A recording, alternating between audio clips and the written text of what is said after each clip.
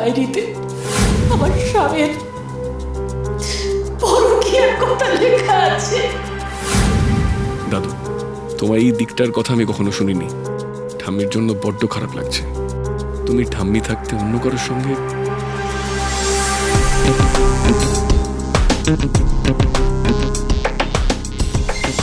চিনিকে তো আবার এন্ট্রি দিয়ে দিল।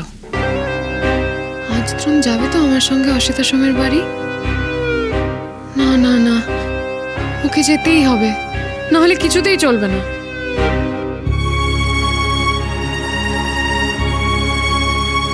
কখন যাবো আমরা?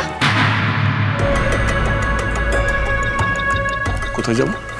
ও মা, এই যে এতবার করে বললাম অসিতা সোমের বাড়িতে আজকে আমাদের ইনভিটেশন আছে, ওখানে জলসায় আমি গান গাইবো, বললাম তো। আর তুমি কিন্তু বলতেও পারবে না যে উনি তোমার অচেনা মানুষ, কারণ উনি আমাকে পরিষ্কার করে বলেছেন যে উনি তোমাকে চেনেন। বুঝলাম না। হ্যাঁ, উনি তো বলছিলেন যে সুধাকর চৌধুরীর নাতি দ্রোণ এত বড় হয়ে গেছে, বললেন তো। দাদুকে চেনেন কি করে? সেই সব আমি জানি না, অত কথা হয়েছে নাকি? আরো অনেক কথা জিজ্ঞেস করছিলেন যে আমার মা গান গায় কিনা, কি জানি কেন। সেদিন চিনি হাসপাতালে গান গেয়েছিল আর অসিতা সোমের কাছে গিয়ে সেটা ক্রেডিট নিয়েছিল অপালা। আসলে গান তো গেয়েছিল চিনি, তার মানে উনি চিনির মায়ের খোঁজ করছেন। আর চিনির মা তো, কিন্তু হাসপাতালে গান তো আপনি।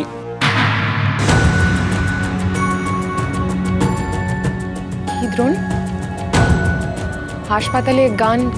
কি হাসপাতালে গান আপনি চমৎকার গেয়েছিলেন। আমি যাব। Sure? Drona, I love you Drona, I love you.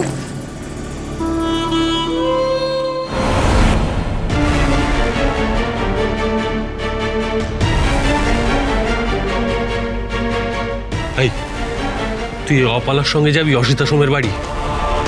কথা শুনছিলে? যেভাবে বউ থাকতে অন্য মেয়ে নিয়ে দরজা জানলা খুলে গপ্প করছিলি, না শুনে আর উপায় কি বল? তুমি তো বললে যেতে। বলেছিলাম, তাই বলে ওই অপালাকে নিয়ে? ছোটকা অসিতা সোম চিনিকে দেখেননি, অপালাকে দেখেছে, তাই নেমন্তন্নটা ওর। দেখ দ্রোণ, ওই ওই কাঁঠালের আটা কিন্তু সারাক্ষণ তোর সঙ্গে আটকে থাকবে, সাবধান। সেটা আমার কাছে ম্যাটার করে না।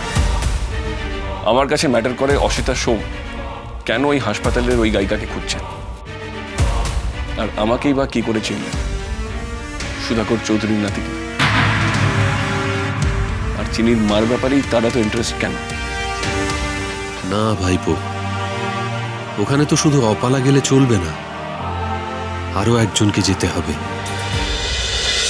সোম থেকে রবি প্রতিদিন রাত 10:30টায় স্টার জলসায় ও ডিজনি প্লাস হটস্টারে।